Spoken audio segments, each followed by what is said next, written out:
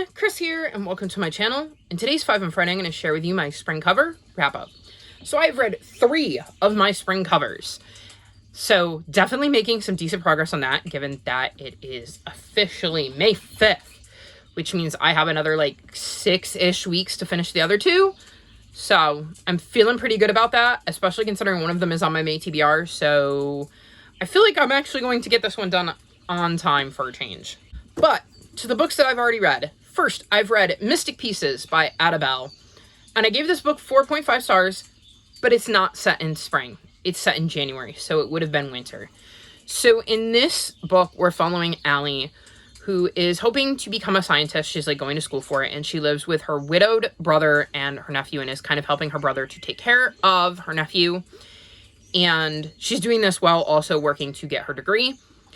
And she ends up looking for a job and stumbles across this antique shop and gets hired there. But soon a customer that was seen having an argument with her boss ends up dead, and her boss becomes the main suspect. And she decides that she's going to clear her boss's name because she just doesn't believe that her boss could have done it. And complicating this is the fact that she has just very recently realized that when she touches objects, she gets impressions from them, these like visions that show like some kind of flashback to somebody who previously owned the object. And as somebody who is very, very science-based, she has no idea what to make of this. So that is kind of an interesting twist on this cozy mystery series. I really, really enjoyed the first book in this series, and getting to see Allie struggle with this new power she seems to have and not quite knowing what to make of it, especially when, like I said, she's very, very science-based. I liked the mystery aspect. I liked her boss. I believe her name was Olive. I liked getting to see her interact with her brother and her nephew, and it feels like it's going to have very interesting cases going forward, and Allie kind of using her ability to touch objects and get like impressions to maybe help solve those murders. So I'm quite looking forward to continuing on with the series. But alas, it was not set in spring, so that means I'm over 5. Then I've read Lucky Broken Girl by Ruth Behar, and this was not set in spring. This spans like a year or so you get lots of different seasons. And I ended up giving this book 3.75 stars. So this follows a young girl named Ruthie, and she and her family are living in New York City, and she has moved there from Cuba, and she's kind of, working her way through learning English and moving up in school, and she ends up breaking her leg and gets stuck at home. And it is very, very frustrating for her because she was finally feeling like she was getting settled in New York, and now she has to be stuck in her bed, and she doesn't get to see any of her classmates or go to school or really do anything because she's so casted up with the way her leg broke that she can't move, and she's completely helpless and dependent on her family to take care of her. And we kind of follow her journey of dealing with these circumstances she's found herself in. So this was interesting, kind of seeing Ruthie go through the mental struggle of being stuck, because she goes through a lot of emotions throughout the story. It is interesting to see how her relationships developed with being stuck in a bed and the impact that that had on all of the relationships in her life. But because it is about her having this broken leg, I think we start in spring, but then we move through the seasons because obviously she's healing from her broken leg, and by the end, we have resolved that conflict. This has a lot of family vibes because you're seeing her relationship with her father and her mother, her brother, various other relatives, and it's quite interesting, especially considering she's like an immigrant and is trying to, settle into New York, and is finally feeling like she's figured things out, only to have to take kind of a couple steps back and trying to determine what impact that is going to have on her life. And yeah, it was interesting. It wasn't my favorite book, but I did enjoy it, and I'm definitely willing to read more from Ruth Behar in the future because it was an interesting enough book, and I just realized I still have my bookmark in there because I was listening to the audiobook. So I'm glad I noticed that. But yeah, good book, but not set in spring, which continues to make me over 5. I'm really not doing well with these lately. And then the third book I have read is Peach Blossom Spring by Melissa Fu, and this is not set in spring. And while it wasn't set in spring, I did enjoy it. I gave it 4.25 stars. So this is set in 1938, or at least it starts there. And we're in China, And we're following a young woman named Mylin who has a son, and her husband is off fighting a war with the Japanese and kind of dealing with that. And when the war really kind of gets underway and starts affecting her life, and she and her son have to flee, we kind of follow her on her journey, and we see where she goes from that point with her and her son. And then we see her son's point of view, because we follow him into his adulthood, and then we see his daughter's point of view and kind of follow her into adulthood. So we definitely see things in spring, but we're seeing so many generations and the timeline that it spans, because I think it ends in like the 2000s or something like that. And it, like I said, it started in like 1938. So definitely not in spring. It was a bit slow going at first, but once I got into it, I was really into it. And it is really just a look at this family and the journey they take through 3 generations, and how each generation is different, but is influenced by the previous generation. So lots of family vibes in this book. It's historical fiction. I enjoyed it. I don't know that I would have gotten to it anytime soon if it hadn't been a spring cover. So I'm glad for that. So not a bad book at all. Like I said, I enjoyed it. But if you're not into kind of just a historical look at a family, then you're probably not going to love this book, and I would say give it a pass. But I enjoyed it. So my only drawback is that it wasn't in spring, so that makes me 0 for 5. So that leaves me with 2 books, and I think this is the 3rd round where I've basically been striking out left, right, and center. So we will see how those other 2 books go. Like I said, Breakfast at the Honey Creek Cafe is on my TBR for May, so I should be able to get to that in May. And then if I can, I will squeeze in, what is it? It's right there. Ways to Make Sunshine. Because it's short. If not, that will definitely be on my June TBR, because it, like I said, short, should be an easy read.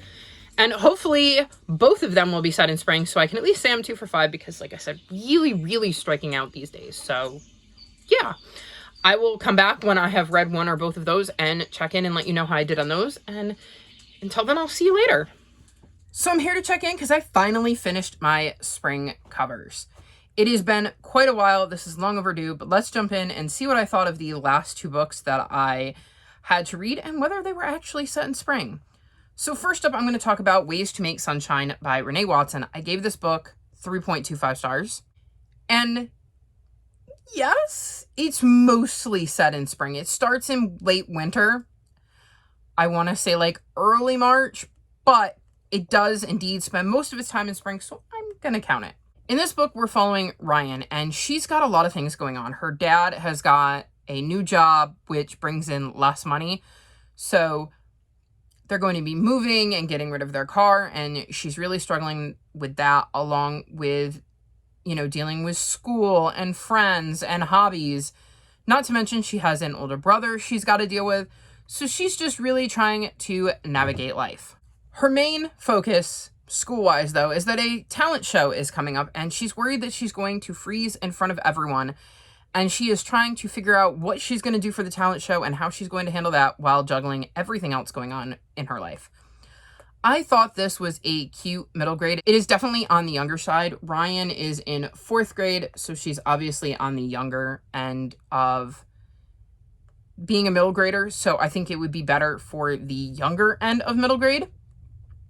I think that definitely factored into my rating, as it reads young, which isn't a bad thing, but as an adult, I would have wanted more out of it, but I thought it was cute for what it was and would recommend it for middle graders, as I thought it was a decent book and had a lot of things to enjoy about it, like Ryan's relationship with her family and learning about her hobbies and seeing how she just navigates the world as they're struggling with money and she's trying to figure that out, and struggling with being upset about losing these things and having to kind of manage that while also, you know, dealing with school, which every kid has to deal with. And it's just a really good look at, you know, a typical kid situation where things are kind of in flux and they're trying to balance that. It is also the first book in a series. I will definitely be continuing the series because I thought it was cute, but probably not unless it comes out of my TBR jar because it's not a high priority series. And then the other book I had to read was Breakfast at the Honey Creek Cafe. And this was indeed set in spring. It was set in May, but I gave it 1 star. So it has been a while since I've read this book. So the details are kind of fuzzy because it was a 1-star in a way of I was just really, really bored. So I don't really have a rant about it. So in this, we're following Piper, who is the mayor of, I want to say maybe Honey Creek.